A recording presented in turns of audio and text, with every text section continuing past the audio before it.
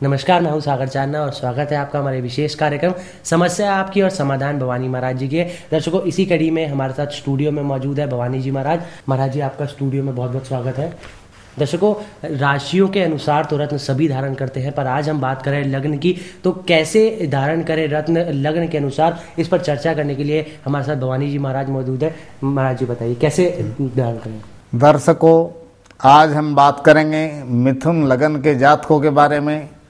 दर्शकों, हमने देखा है कि लोग अक्सर बिना सोचे समझे गलत रत्न धारण कर लेते हैं, जिससे आपको फ़ायदा होने के बजाय नुकसान होता है।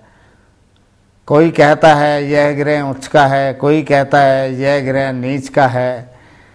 इस तरह रत्न को मत पहनिए। दर्शकों, एक बात तो सत्य है, रत्न आपके जीवन में आने वाली परेशानियों को दूर करने में सक्षम है, लेकिन ये तभी संभव है जबकि आपने अपनी जन्म कुंडली के लगन के अनुसार सही रत्न धारण किया हो। आज मैं आपको सही रत्न पहनने का ऐसा तरीका बताने जा रहा हूँ, जिसके बाद आपको अपनी जन्म कुंडली में ग्रहों की स्थिति में राहत मिलेगी। आज हम बात कर रहे हैं मिथुन लगन के बारे में।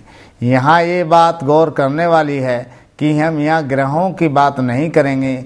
चाहे आपका ग्रह कहीं भी बैठा हो, वो आपके रत्न को पहनने को प्रभावित नहीं करेगा।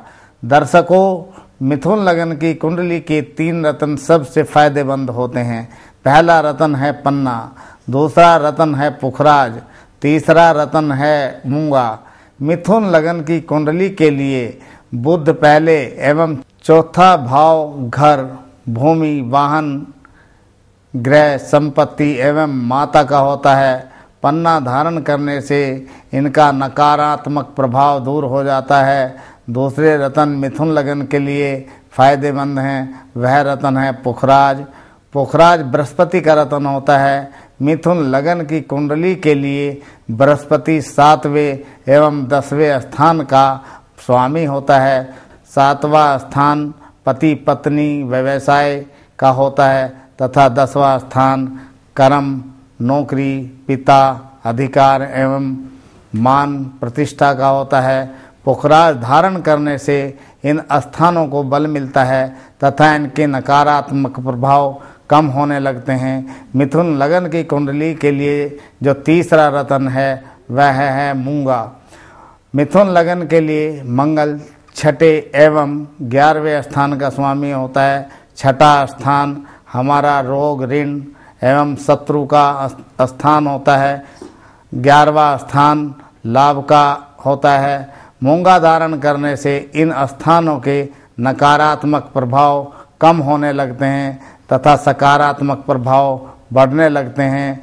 मिथुन लगन के जातकों को पन्ना, पुखराज एवं मूंगा धारण करना चाहिए।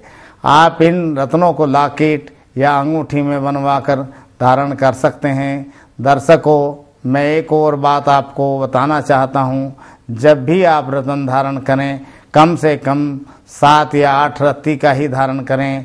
एक और बात यहाँ विशेष ध्यान देने योग्य है, रत्न लैब टेस्ट अवश्य कराएं।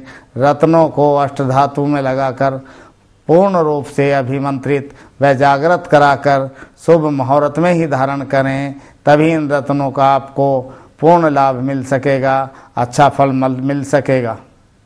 तो दर्शकों, सुना आपने कि कैसे लग्न के अनुसार रत्न पहनने चाहिए, तो निश्चित रूप से आपको इनका फायदा जरूर होगा।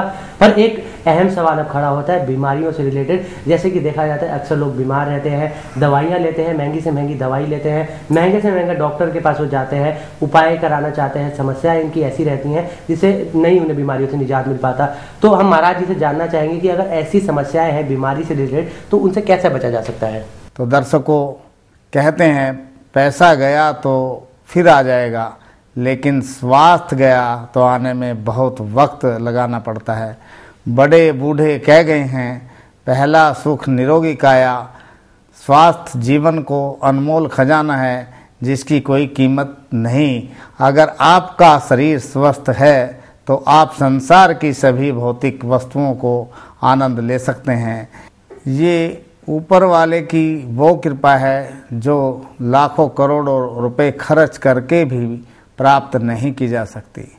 अगर आपका स्वास्थ्य ठीक नहीं है तो दुनिया भर के ऐशो आराम भी बेकार हैं। उदाहरण के लिए अगर आपकी बीमार हैं तो आपके लिए 56 प्रकार के भोजन मिठाइयाँ भी बेकार हैं। लेकिन हर व्यक्ति कभी ना कभी बीमार होता ही है, लेकिन परेशानी तब शुरू होती है जब वो बीमारी ख़त्म होने का नाम ही नहीं लेती। शुरुआत एक फुंसी से होती है और वो कब फोड़े में बदल जाए ये पता ही नहीं चलता। थोड़ा थोड़ा जोड़ों का दर्द कब गठिया बाई में बदल जाए पता ही नहीं चलता। ये वो बीमारियां हैं जो हमें दिखती ही नहीं हैं और समझ में आती हैं।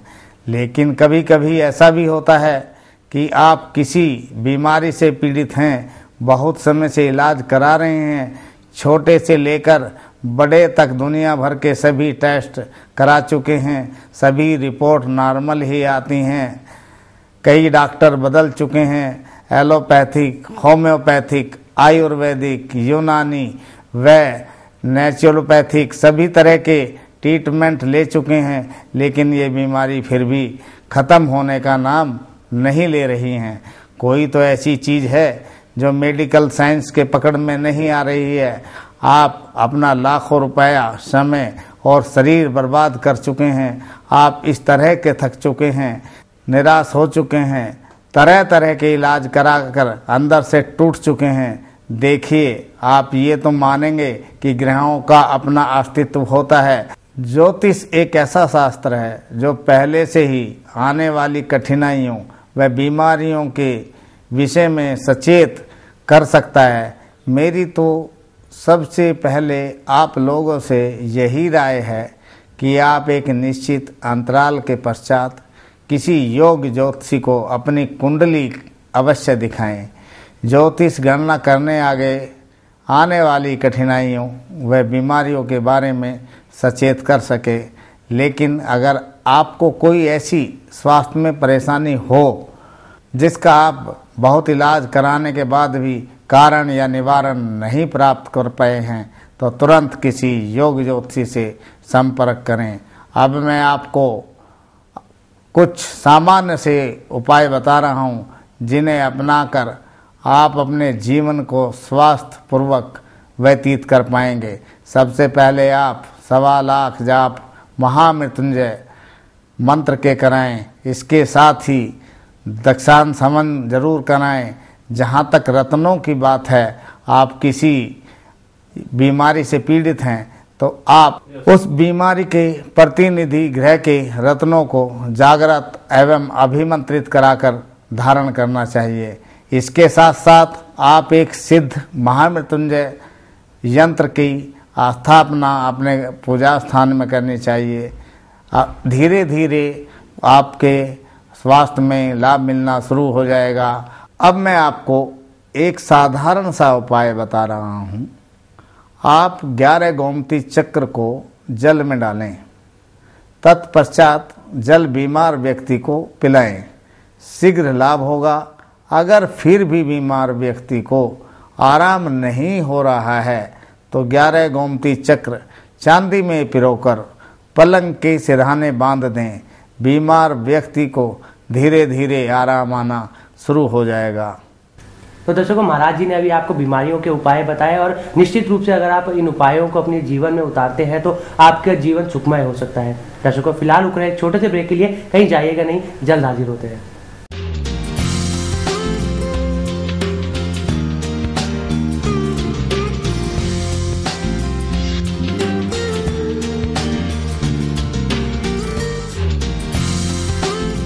रत्नों, यंत्रों, मंत्रों, रुद्राक्ष एवं पूजा पाठ के द्वारा घर, फैक्ट्री, दुकान, मकान एवं सभी प्रकार के व्यावसायिक प्रतिष्ठानों की नकारात्मक ऊर्जा जांचने एवं उसको संपूर्ण रूप से समाप्त करने के लिए